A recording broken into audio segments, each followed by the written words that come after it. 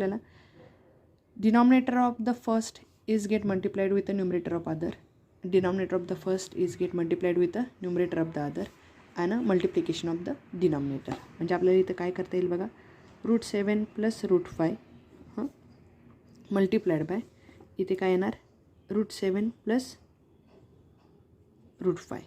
Okay, इकडे काय येणार मध्ये plus sign as it is येणार, हे न्यूमरेटरमध्ये √7 - √5 इंटू √7 - √5.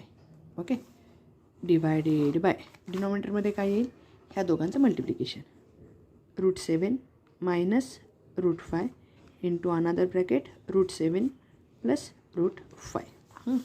तर आपण ऑब्झर्व केलं हे काय आहे, हे आहे √7 + √5चा स्क्वेअर, मिडलचं plus sign as it is, आणि दुसऱ्या ब्रॅकेटमध्ये काय येईल √7 - √5चा स्क्वेअर होल डिवायडेड बाय हे कशाचं एक्सपेन्शन आहे a - b a + b म्हणजे a² - b², √7 square - √5 square. Okay, आता ह्याचे एक्सपेन्शन आपल्याला माहिती आहे a + b whole square a² + 2ab + b², a - b whole square a² - 2ab + b².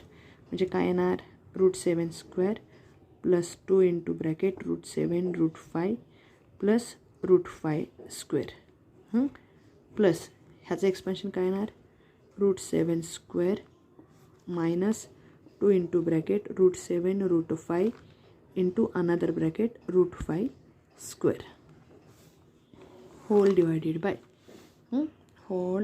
Bye काय येणार √7चा स्क्वेअर किती 7 - 5 स्क्वेअर इज 5 बरोबर. √7 स्क्वेअर हाऊ मच 7.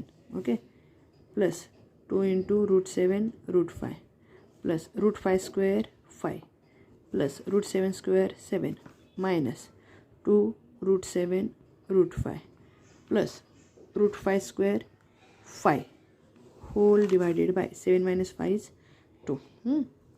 अभी इथं आपण जर ऑब्जर्व केलं तर काय येतं, अभी क्या पता चलेगा +2 √5 √7 माइनस 2 √5 √7, ये बोथ टर्म कैंसल आउट हो जाएंगे. 7 + 7 14, 5 + 5 10, 10 + 14 is 24 divided by 2, so the answer is 12. तो ये ऑप्शन में है, yes it is there in the option, so option number D is your correct answer. ऐसे ही रेडिकल